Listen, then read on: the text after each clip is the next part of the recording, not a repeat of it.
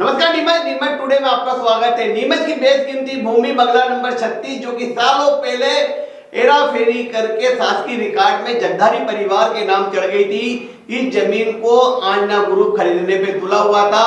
करीब 200 करोड़ की यह जमीन 50 करोड़ में बेची जा रही थी और इस मामले में गलत तरीके से हुए व्यवस्थापन को लेकर अब मध्य प्रदेश के नगरीय प्रशासन मंत्रालय ने संज्ञान लिया है।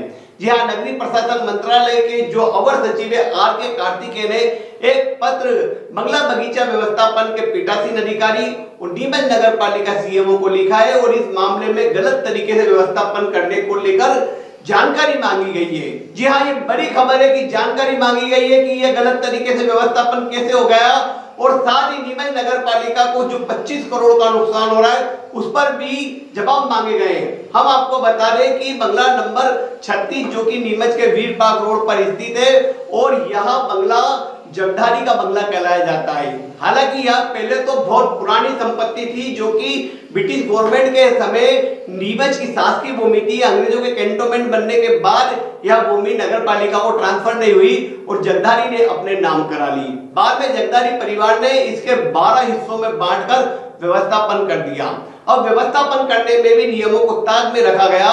व्यवस्थापन बोर्ड बना वर्ष 2016 से और 2016 के जो पहले के न्यायालयीन प्रकरण थे उन्हीं का व्यवस्थापन करना था, लेकिन इस मामले में कोर्ट की डिग्री वर्ष 2016 के बाद हुई और उसके आधार पर व्यवस्थापन गलत तरीके से कर दिया गया, नियमों को ताक में रखकर कर दिया गया।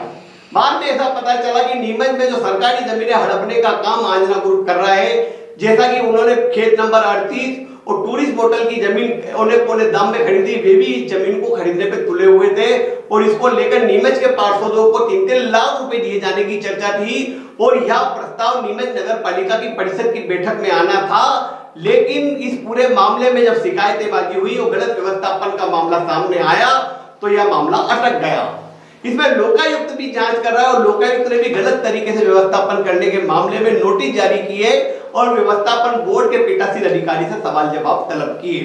अब मध्य प्रदेश के नगरीय प्रशासन मंत्रालय ने इस पूरे मुद्दे पर संज्ञान लिया है और स्पष्ट कहा है कि इस मामले में आप जानकारी भेजें कि व्यवस्थापन कैसे हो गया।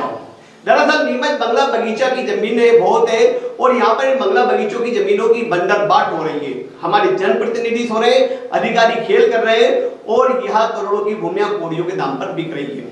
इसी तरह की जमीन खेत नंबर 38 जो कि स्पेंटा पेट्रोल पंप के पीछे स्थित है, उसे आंजना ग्रुप ने महज 1 करोड़ के आसपास में खरीद लिया, जबकि वह जमीन 300 करोड़ रुपए की है।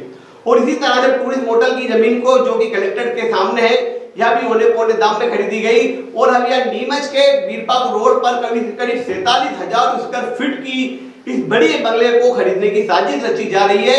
इसमें पार्षदों को शामिल किया जा रहा है, इसमें अधिकारी शामिल हो गए हैं और इसमें जनप्रतिनिधियों को भी शामिल करके एक बड़ा बंदरबाट का खेल किया जा रहा है। हम आपको बता रहे हैं कि वीरपाक रोड में जो 47,000 स्क्वायर फीट की जो जमीन है, वहां की गाइडलाइन करीब 25 से 30,000 रुपए है और इस हिसाब से करीब 200-250 करोड़ की यह प्रॉपर्टी बनती है।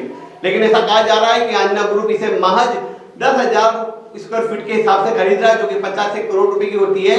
लेकिन देखा जाए तो यह जो बंगला है ये सरकारी बंगला रहा है। किसी जमाने में यह एक शासकीय संपत्ति थी जो कि फर्जी तरीके से नगर पालिका के रिकॉर्ड में जगधारी के नाम चढ़ गई और बाद में जगधारी बंगला प्रसिद्ध हो गया।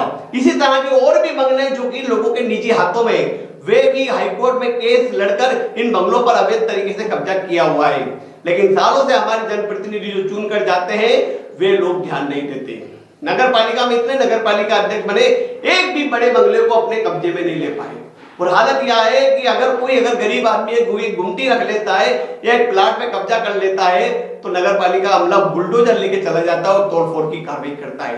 तो इन करोड़पति लोगों पर कार्रवाई क्यों नहीं होती है जो कि सरकारी संपत्तियों को दबाकर करोड़ों कमा रहे हैं। ऐसे जमीनों के मामले में इतनी बंदरबाट हो रही है कि नीमच के आसपास सरकारी जमीनों पर कब्जा किया जा रहा है। भगाने में भी हमने देखा कि सर्वे नंबर 78 और 80 की जमीन पर कब्जा किया गया और दूसरी जमीनों पर भी कब्जे हो रहे हैं।